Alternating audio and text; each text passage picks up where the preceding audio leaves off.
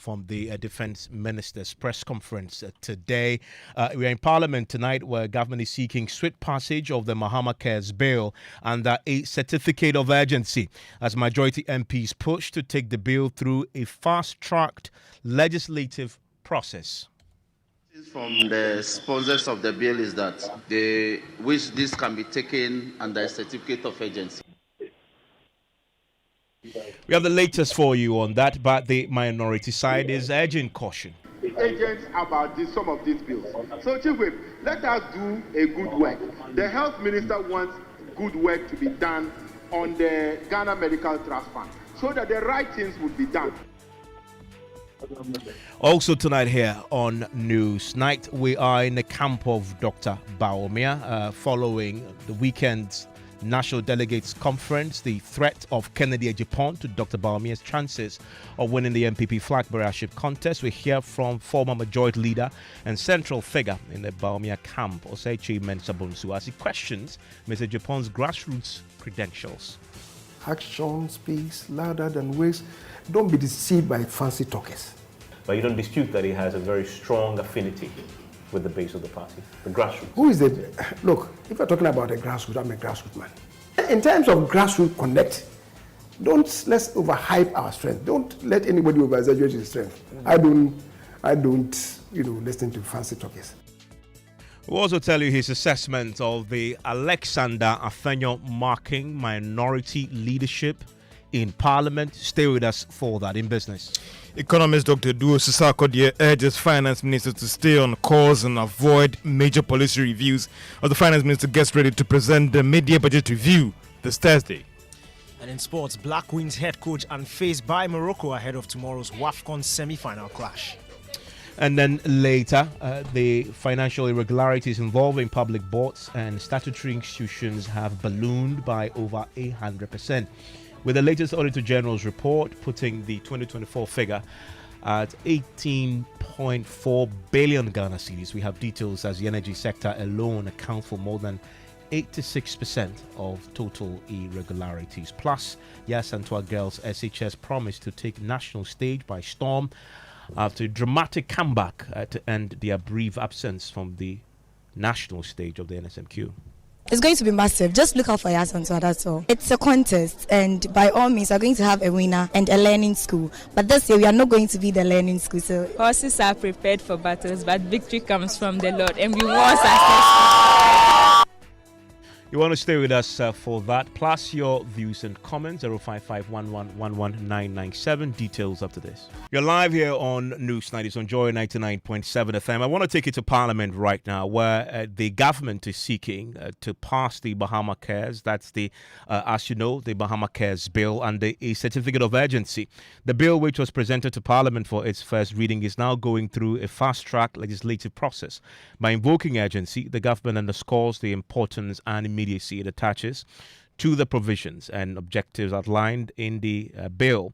The fund, also known as the Mahama Cares, is an initiative aimed at providing financial assistance to individuals living with chronic diseases across the country. Majority Chief Whip Roxing Nelson Dafiamekpo explained that the government needed the bill passed expeditiously. Indications from the sponsors of the bill is that they wish this can be taken under a certificate of urgency. So I pray that indication But honorable leader, Mr. Speaker, the indication will be given to us by the committee. Yes, Mr. The committee, when they report to us, yes, then they will tell us that due to the exigency of the report, we is praying that the House take that report on certificate of emergency. But the practice has been that indication must come at this point, so that in making the referral, that added information can accompany it so. Well, the minority side is urging caution. Listen to the Deputy Minority Whip, Habib Idrisu. Taking bills through certificate of agency is one too many in this nice Parliament. How many, even university bills, you are considering it as certificate of agency? If you want us to do the work properly, you don't need to rush the bill. Why do you want to rush it? And also, Chief Whip, it is the committee that will take that decision. But if you, because of your numbers, you always say so that your committee will bring a recommendation of agency of the bill. But what is agents about some of these bills? So, Chief Whip, let us do a good work. The health minister wants good work to be done on the Ghana Medical Trust Fund, so that the right things will be done, so that we don't need to rush it, so that we don't need to start it and other interest parties will be saying that they were not consulted. That is why some of your bills are suffering. So. Well, as I speak right now, the MPs are locked on the floor of Parliament now, debating this particular bill, and the government wants this passed tonight at all costs. But the minority side, as you hear there, are objecting to it. I want to take it live to Parliament, where, again, on his feet, making an argument against the bill proceeding on the certificate of urgency, is Abibi Drisu. So but you cannot refer me to an order. Leader, read the heading. The order. Leader, read the heading. Mr. Speaker, he said report of committee. Yes. And it says that the three he quoted, a motion shall be moved. Mr. Speaker, what we seek to do here is to present the paper, not the motion yet, because the minority whip said, Mr. Speaker, if you check the other paper addendum, 1I is the report of the committee. That's the first item. So, Mr. Speaker, if it is 1, I and II are not motions. And so for that matter, but the heading is to standing the order heading 125. It's not. Leader, the heading is right. Report of a committee. So, oh.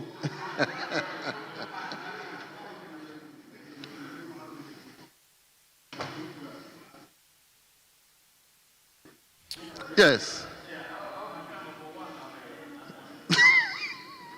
Yeah, listen there to the debate on the floor of Parliament on the Mahama Cares bill, which is currently being pushed through Parliament under certificate of urgency. My parliamentary correspondent joins me on the line right now. Kweku, give me context here.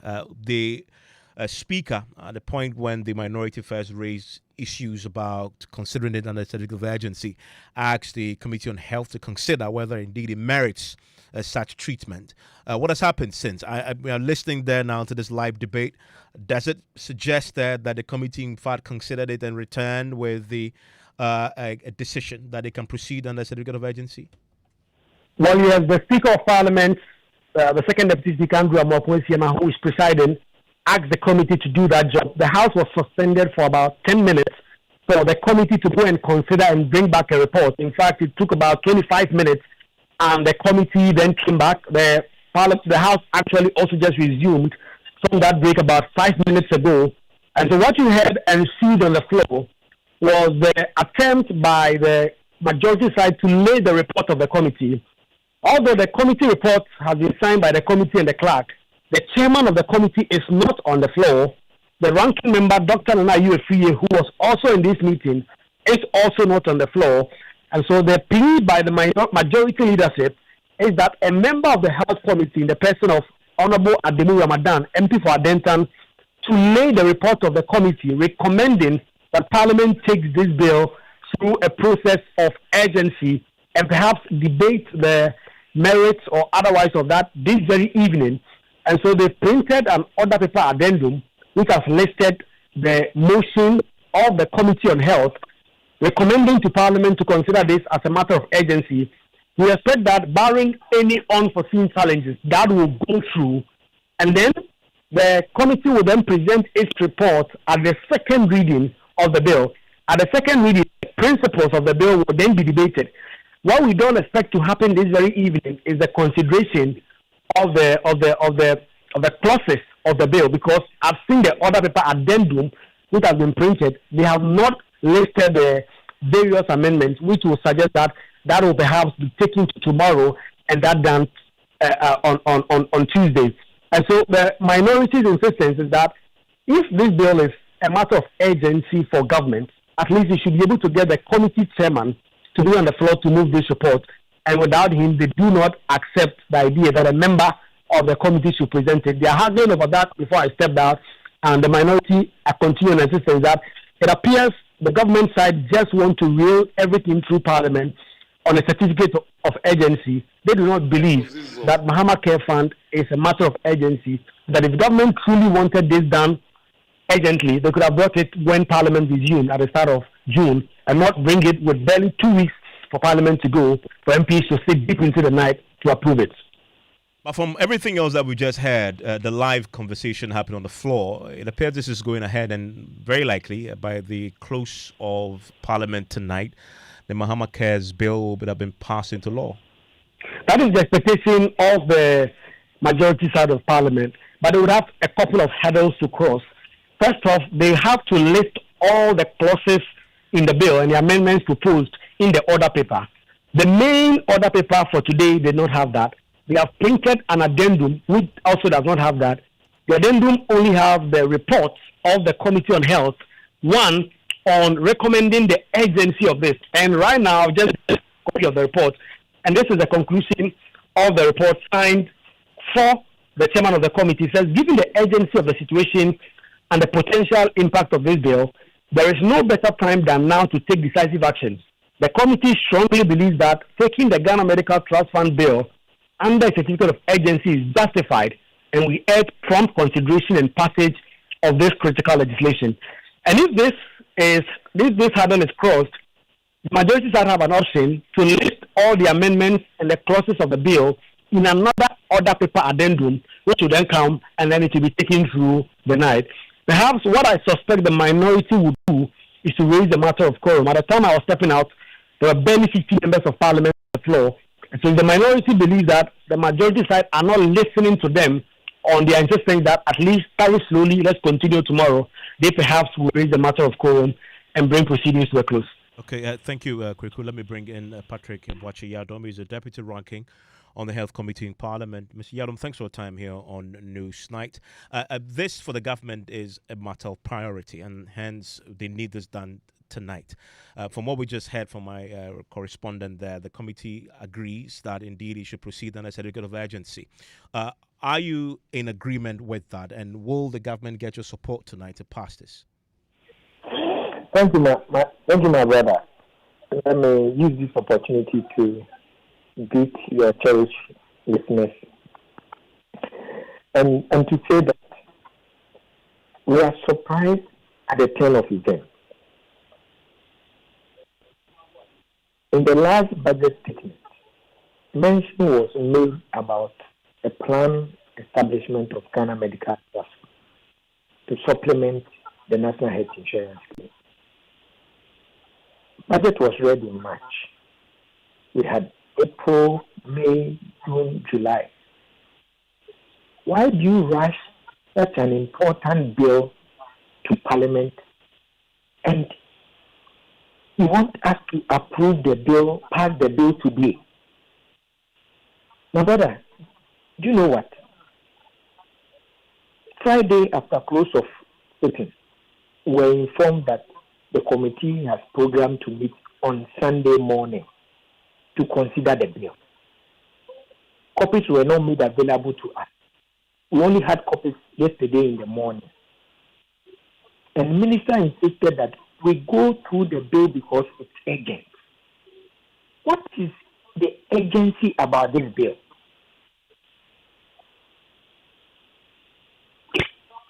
I mean, I'm reading what the Mahama Cares is for, and it's about non-communicable diseases, some of them critical ones that require urgent care. If you do not deal with this immediately, there are lives at stake. You know what the Mahama Cares is supposed to do? Provide state-funded assistance to those who are in need and cannot afford this critical care. My brother, we don't know of any bill called Mahama Cares.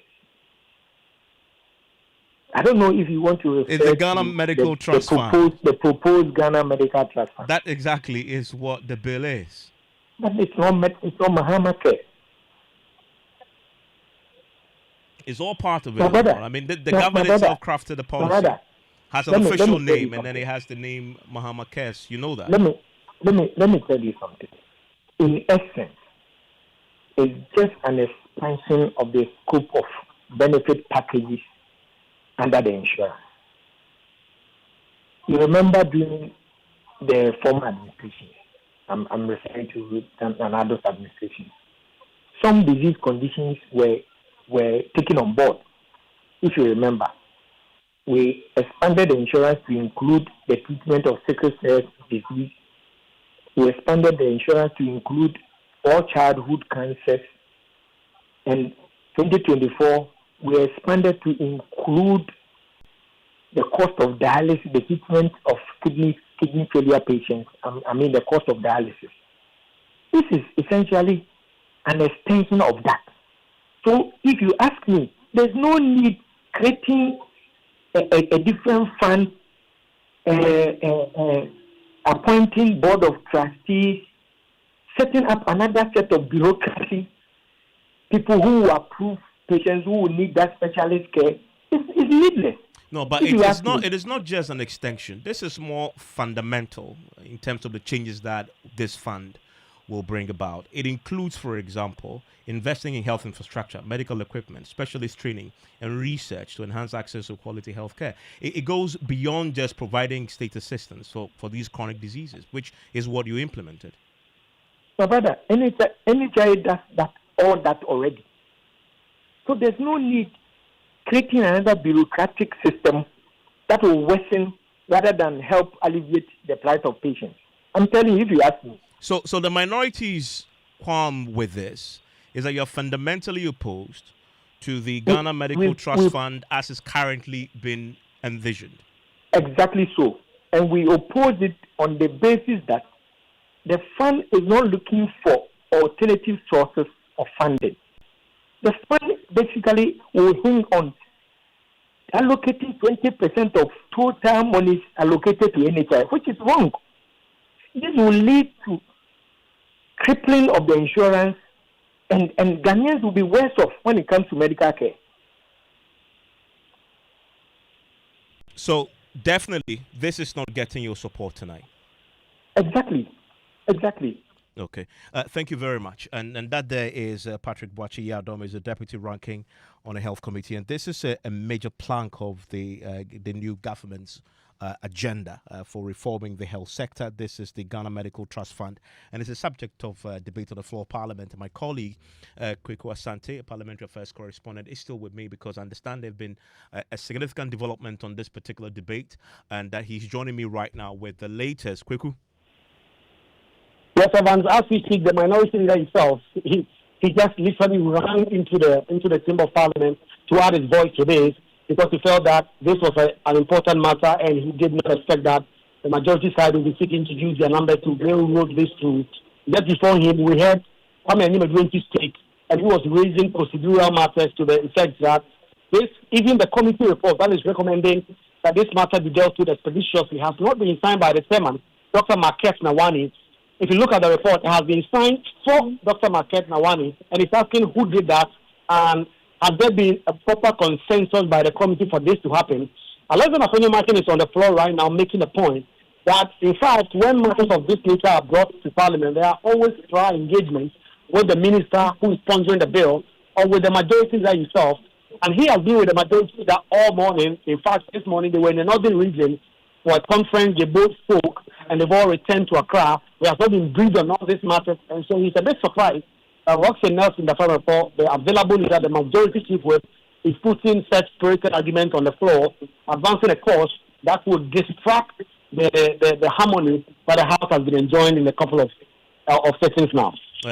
And thankfully, we can cross over now live to Parliament and listen to Alexander Afonso Martin. Thank you. I followed the argument whilst in the office, and I felt I needed to come in to add my voice for us to find a way forward. So, Speaker, I'm not going to talk law. I'm not going to talk procedure. I'm going to talk practice. The fortunate thing both sides have as their equity is that both sides have once been in government before. The practice, as I know, is that ministers of state, and I say so with a lot of deference to you, my respected colleague Akando, ministers of state do prior engagement. There's a good reason why we have 5 leaders and we have committee leaders. Mr. Speaker, some of these urgent matters coming from cabinet, you do discussion. I have been with my colleague, the majority leader, all day today. No such communication regarding this government policy was discussed with me.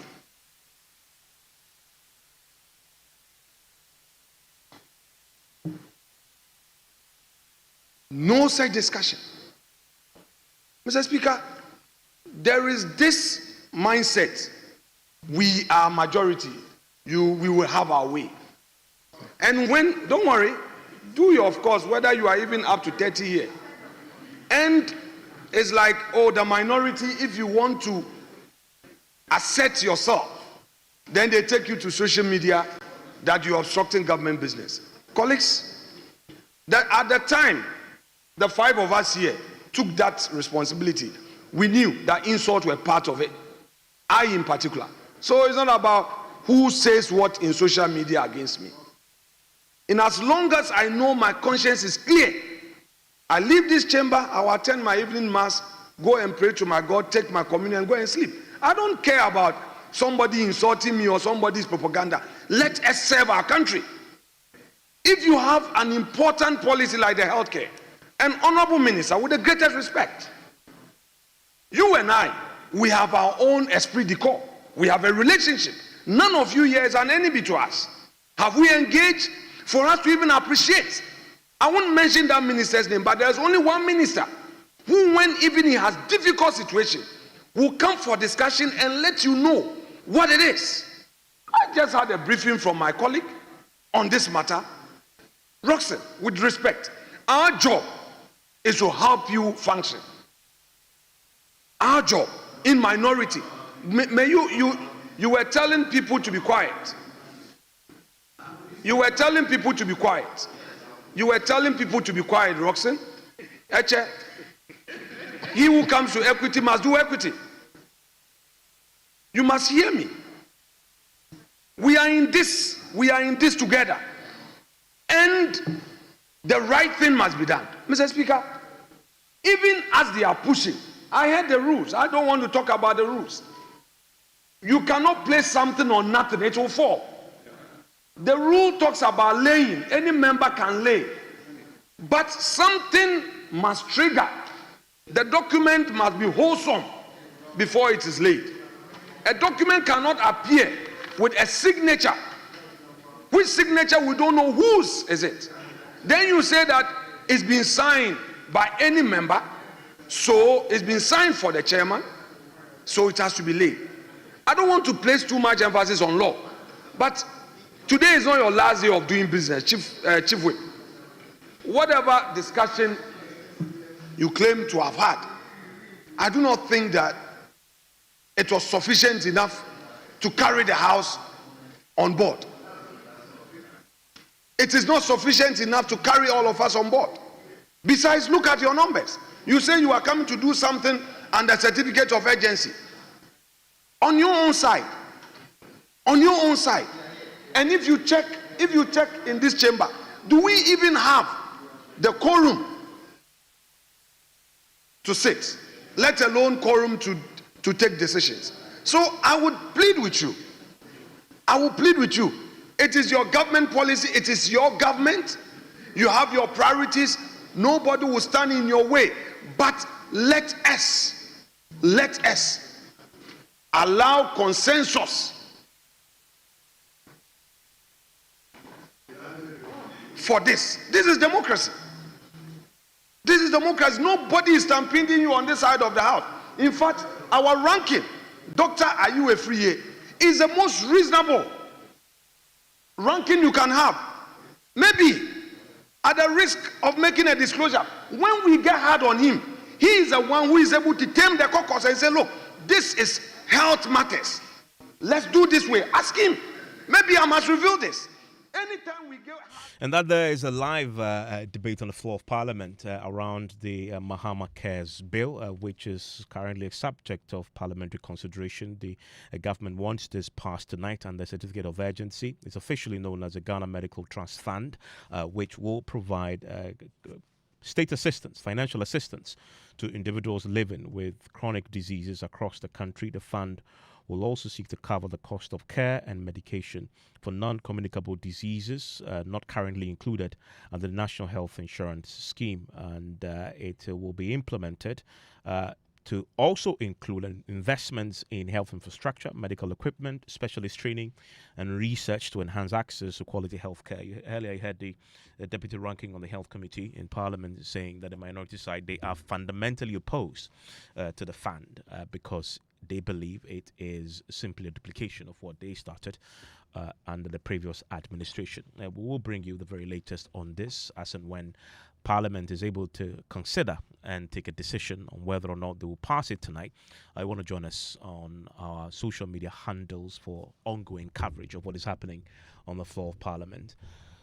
Let's do some politics now. The threat of Kennedy Japan to Dr. Bawumia's chances of winning the MPP flag bearership contest. In an interview to be aired later tonight on PM Express, former majority leader and central figure in the Bawumia campus, Eche Mensah-Bonsu, has been questioning Mr. Japan's grassroots credentials in the race to lead the party into the 2028 elections. Now, Mr. Japan is one of at least 5 stalwarts of the MPP who have so far declared their intention to contest for the flag bearership slot.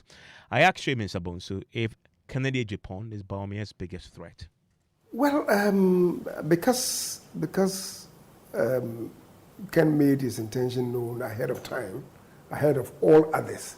And he started working early, towards that end. For now, everything we are talking about today's situation, I would say that is above the others in the race, not including Dr. Bawumia, but those of them who have declared to come in. But there are others who may be, better sprinters than he is, and who may overtake him. But this is not a sprint, it's a marathon. So if it's a marathon, you say he is your biggest threat. No, I'm not sure. You're not sure Ken is your biggest because threat? Even in a marathon, the last leg is a sprint. But you must do well in the marathon first to be part of that final sprint. That's what I'm telling you. Even in the marathon, the last leg is a sprint. So don't be. But from your analysis, you see, because he again declared his first, he actually was the closest to him in the last primary. Well, fair to conclude then that if you're really looking at the biggest threat, he will be. Not necessarily. Not necessarily. In 2008, Alan was the closest to Akufo-Addo. When he attempted again, what was his position? People should not over-exaggerate their strength. But you've done an assessment already, the strength and weaknesses of those who have already declared. Well, to a large measure. And you're confident that your man still holds the upper hand? By the grace of God. In spite of Ken's very strong popularity among the base of the party, the I see. I see. Of the party. Well, you are saying so. You disagree? You are saying so. I'm asking whether you disagree with what I've just said. Action speaks louder than words. What are the actions? What actions? You are old enough to remember the lyrics of Jimmy Cliff. Yes. Right? Action speaks louder than words. Don't be deceived by fancy talkers. Thank you. Kennedy Japan is a fancy talker? I've not said so. I'm just playing back the music of Jimmy Cliff to us. But you don't. When you go back to the studio, please play it for me. I will. But you don't dispute that he has a very strong affinity with the base of the party, the grassroots. Who is the? Look, if you're talking about a grassroots, I'm a grassroots man.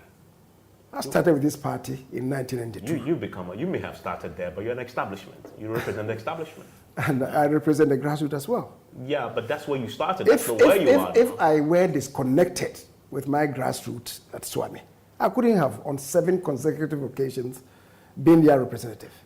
I don't dispute the fact that he may also have his own connection with the grassroots. After all, he also contested 6 times his constituency, right? When he left, he surrendered the seat to the NDC. But your comparison... When I left, as I maintained the seat for the MPP. Yes, but your... So in terms of grassroots connect, let's overhype our strength. Don't let anybody over-exaggerate his strength. Action, as I've told you, speaks louder than words. I don't listen to fancy talkers. I'm not saying he's a fancy talker. I'm saying I don't listen to fancy talkers. Let's get down there. Kwesi Kwarteng speaks for Kennedy Japan, joins us right now on the line. Mr. Kwarteng, I'm grateful that you could join us. Is Kennedy Japan possibly exaggerating his strengths in this race to lead the party into the 2028 elections? Yeah, good evening, Evans. I'm struggling to find a better way of responding to these comments, because my thinking is that ordinarily we expect senior party members to make unifying comments and not comments that in a way may stumble or will depict any form of divisiveness. Because I don't get the basis of this comment. I mean, this Ken was your colleague in Parliament. And can you hear me? I can, yes. Yeah, he's been a friend. There are on many occasions where he had to travel from Central Region to Ashanti Region, the Swami constituency to be precise, and even campaign for the Honorable Chief Minister. So I'm surprised where and why these comments are coming in. But of course, let me add that Kennedy Japan's connection with the grassroots is not manufactured. It is earned, and it is deeply rooted in years of consistent support, personal sacrifice, and a strong advocacy for the ordinary party member. Even goes beyond party members. If you look at his philanthropic job to the entire Ghanaian community. And so I don't think is a question for debate. It is left for the Honorable Chief Minister to have his own view about Kennedy Japan, whether or not he's indeed a grassroots man. At the end of the day, 31st is just at the corner, and I'm sure the grassroots will speak.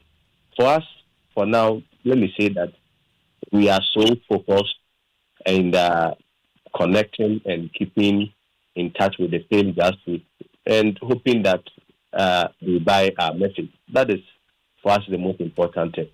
And of course, we are also focused in making comments that will unify the party, that will strengthen the party, and that will make everybody feel involved without comments that suggest some form of divisiveness. It will not be good for us in 2028. And so we will prefer not to go so much into it. But I must add that I'm a bit taken up. I'm surprised because, for the Honorable Chief Minister about his status, not only in the party, but in the whole Ghanaian politics, nobody expected that comments like that will come, that Kennedy Japan's connection with the grassroots is overhyped. I'm still struggling to get the basis. And, politics should not divide us. The fact that today you are supporting a different hopeful or an aspirant does not necessarily mean that you forget of all the good moments that you enjoyed with your friends and colleagues in Parliament for over these terms, which is the cumulative effect will be about 24 years. But one of his fundamental arguments is that he, Chairman Sabungsu, also left his seat. But he says he left his seat, and when the polls were done, he made sure that the NPP still won it. And that in the Kennedy Japan's case, if he claims he's a grassroots person, he left his seat, and when the polls were done, the NDC had captured it. And that shows that he's not as grounded in the grassroots, at least in his own base in his constituency, as people make him out to be. I'm going to respond to that. But Evans, out of Eastern regions, if you compare our vote in 2020 to that of 2024, it is only in Northeast region where we appreciated marginally in votes. Talking about the presidential election. We declined in all 15 regions. Doesn't mean that the candidate is supporting is also not a grassroots person because he lost votes in all regions. But come to think of it, and of course the reference that he's making, you see, we must understand that there comes a time where people or individuals' popularity can sometimes even outweigh that of the political party, to the extent that people's allegiance will be to the individual and not necessarily the political party. And that is what played out in the Asen Central contest, where the seat, which was traditionally an NDC seat, for the first time contested and won by Kennedy Japan with his popularity and influence. But after 6 decades, after 6 terms, when he was no longer there, the people felt that, well, the allegiance is not necessarily for the party. That should, in itself, tells you that Kennedy Japan's popularity and his connection with the grassroots was rather predominant and profound. It is even the more reason why when he always contested, he won. But when he left, the party couldn't even retain the seat. So the reverse of the argument that he's making is rather true. Kwesi Kwarteng, thank you very much. He speaks for Kennedy Japan. So live your News 90s on Joy 99.7 FM. And George Affe is here with business. And George, you're looking forward to the mid-year budget review statement. You're right. This Thursday, the Finance Minister, Dr. Tuforson, should lay the document before Parliament, and there are some who are asking him to stay on course and avoid any major policy reviews when it goes before Parliament this Thursday. Well, in other stories, government is also being asked to tread cautiously over moves to consolidate all accounts of ministries, departments, and agencies into one entity at the Bank of Ghana by the first quarter of next year. The business news on Newsnight is brought to you by MTN Business. Welcome to the new world of business. Kingdom Books and Stationery, your number one stop shop for all your office essentials, Sinter Stanks and Pepsodent, Herbal and Charcoal. Oh, sorry, I take the news again. There was a little challenge there. Now, economist Dr. Edu Sakodi is urging the Finance Minister, Dr. Tuforson, to stay on course and avoid any major policy review. The advice is coming ahead of the Finance Minister's mid-year budget presentation to Parliament this Thursday. Dr. Sakodi is urging the Minister to also tread cautiously if he decides to go the supplementary budget way. Only if they want to pursue or they want to start implementing the 24-hour economic policy, then that may call for supplementary estimates, because we heard from Honorable Busitano that we need about $4 billion, about 41 billion Ghana cedis to start the implementation. The reason I'm saying is that 41 billion Ghana cedis was not budgeted when they were reading the main budget. Because, in fact, if you read the main budget, 24-hour economy was just mentioned by passively. It was just a sentence that the government will implement export-led industrial growth. So, if indeed we are halfway through the year, if they want to implement it, then that 41 billion, they'll have to request for it. And that is economist Dr. Edu Owusu Sarkodie. Still on the mid-year budget review, the Ghana Union of Trade Association is urging the Finance Minister to take a second look at some taxes being paid by businesses. Clement Boateng is the Vice President of the Ghana Union of Trade Association.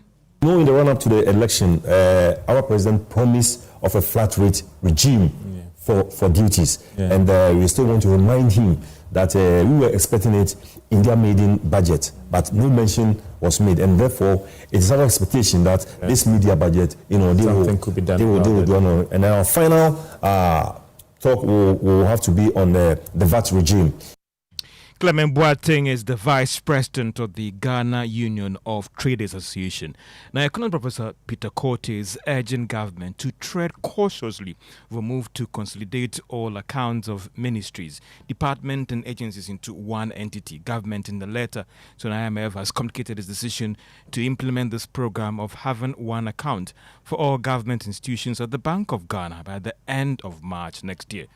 If you have accounts scattered all over one institution with many accounts, they are paying bank charges, and sometimes government is unable to regulate or account for all the revenue, IGF, etc. That should be fine. Except that we have to be cautious. The over-centralization is a problem. If you centralize everything and we now have to access all these MMDs have to access money from one account, one institution, it becomes a challenge. So in as much as we want to ensure efficiency, we want to reduce costs, we want to ensure that we're able to monitor what goes on, we ought to tread cautiously. And that is economist Professor Peter Court. Now, Defense Minister Dr. Mahama has revealed that the military, through his industries holding company, will play a major role in government's 24-hour economy program, as well as infrastructure development of the economy. The minister said this when he took his turn at the Government Accountability Series, the Flagstaff House, today. In a 180-kilometer road works on the main Awaso-Takrade corridor, which serves as the primary road for transporting Ghana's bauxite to the Takrade port, a port protected by the Ghana Armed Forces. The 180-kilometer stretch is deteriorating due to bauxite haulage. And that is the Defense Minister, Dr. Omane Boama. Now, GT Bank says it is committed to playing a critical role in the economy as well as supporting other social intervention programs. The divisional head for corporate communication experience, Agnes Uswafram, says that this is part of their measure to support the economy. The impact has been profound. On the side of teachers, you observe that teachers now have a better view of how to work with children that are not necessarily conforming to the rules of the class or to the standard rules that we have in a certain space. To parents and guardians, caregivers, grandparents, we also have house helps. You observe that unlike before that you rather spank a child, you rather want to treat a child with a certain attitude, you now understand when the child is behaving this way, what should I do? What shouldn't I do? Understand what the child likes, what they don't like. Finally, some have to be make changes to the schools the children attend. And that is the divisional head for corporate communications and experience, Agnes Uswafram, speaking to Joy Business at the bank's annual autism awareness workshop in Accra. And that's all for business on Newsnight. Joe, thank you very much. We can do sports now. Hello, Granty. Hi, Evans. Let's go straight into the stories. And Ghana's Black Queens, their head coach Kim Las-Bjorkgren says he's well acquainted with the Moroccan women's national team ahead of their semi-final clash at the 2024 Women's Africa Cup of Nations. The Queens will face the host nation tomorrow after they advance to the last four following a dramatic 4-2 penalty shootout win over Algeria on Saturday. This will be the first time the Black Queens will be in a semi-final since 2016. Moving on, Liverpool have agreed an initial £69 million fee to sign Eintracht Frankfurt striker Hugo Ekitike. The 23-year-old Frenchman is expected to arrive in the UK tomorrow before having a medical. Frankfurt accepted a deal worth £79 million with £69 million guaranteed and £10 million in add-ons. Ekitike is expected to sign a 6-year contract and will fly out to join his Liverpool teammates next week in their Asian tour. Now, August 9 will at the University of Ghana Stadium, the Joy Sports Invitational will return. Emigo Ghana, the producers of Yomi Yogurt, they missed out on the football competition last year, losing on penalties in the final, but they've vowed to bounce back in this year's competition. This year's edition is proudly sponsored by Royal Sweet Limited, Akono Ginger, Ifriwara Ayuda, Ghana's leading services app Bako Services Bibri, the game energy drink, feel the energy. Emigo Ghana, producers of Yomi Yogurt and the luckiest star 712 # luck is everywhere. That's all for sports. Back to you guys. Thank you very much, Cranting. Now, financial irregularities within Ghana's public boards and statutory institutions have surged dramatically in 2024, reaching 18.4 billion cedis, more than double the previous year's figure, with the energy sector accounting for over 86% of the total. Now, that was contained in the latest Auditor-General's report covering the period ending 31st December 2024.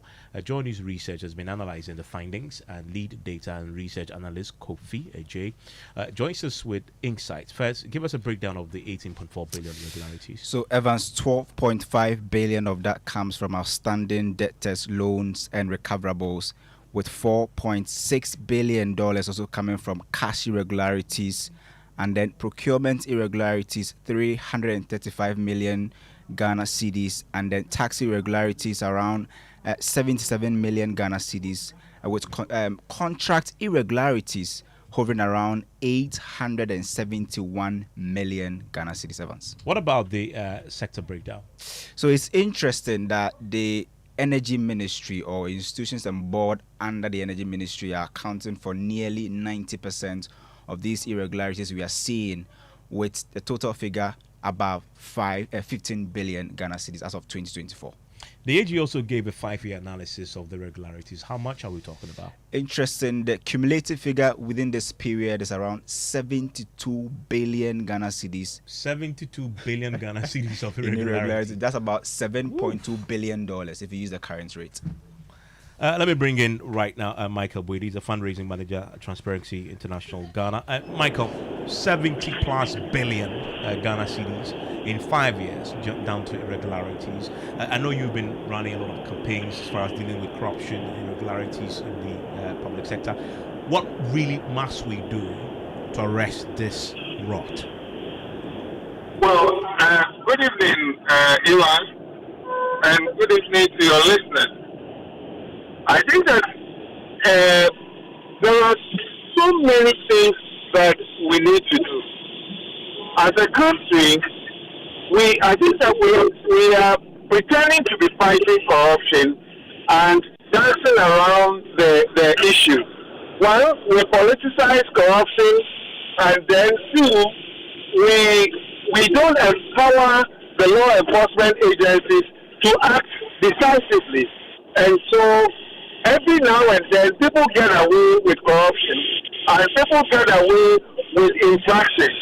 When was the last time, for instance, that the Auditor-General exercised his power of fair charge and disallowance? When was the last time? Perhaps, let me ask, after Daniel Domelevo left, have we been hearing or knowing about the exercise of disallowance and fair charge? I'm not too sure. And very briefly, though, on the latest revelations, what specifically do you want the Auditor-General and Parliament's Public Accounts Committee to do? Well, I think it's important we analyze it within context and within a time frame. How is it that every election year infractions skyrocket on terms? Practically every election year. When you look at the figure in 2020, it was about 12 billion. Then it dropped, and then 2024 it had gone to 18 billion, 18.4 billion. What it tells us is that during election years, it looks like practically all our internal control mechanisms are let loose, are relaxed. Yeah, Michael, in the interest of time, what do you want the Auditor-General to do now with his findings? Well, I think that let us separate what is criminality from what are, we call all of them infractions, so it is easy for people to get to lose the gravity of the issue. Let us look for where there are pure criminality or corruption and then investigate, prosecute, and punish perpetrators. Thank you very much. Fundraising manager at Transparency International Ghana. And it was tears and joy at the end of a nerve-wracking contest as Yas Antoa Girls SHS pulled off a dramatic final round comeback to beat Jabin SHS in the Ashanti Regional Qualifiers of the 2025 NSMQ. That emotional victory and their brief absence on the national stage after missing out on the 2024 and marks a strong return for one of Ashanti Region's most celebrated all-girls school. We are coming prepared, that's all I can say, and my girls are so good. This year is different. You kept on, when you were asking them, you kept on saying last year, last 2 years. That's why it's the past. Let's focus on the present, and it's going to be massive. Just look out for Yasan, so that's all. But history, we can never leave out history. We can't leave out history, but we don't repeat history this year, and we are not repeating it. So just look out for us, that's all. What words do you have for the other people, the other schools watching you people? It's a contest, and by all means, we're going to have a winner and a learning school. But this year, we are not going to be the learning school, so they should just watch out. I think the three of us really helped us because we had clean sheets in it, and I know my girls are very good at the videos and all the points. And congratulations to Ya Asantua Girls SA Chairs. And that contest continues. Check out the details on our many social media platforms. Enjoy the rest of your evening.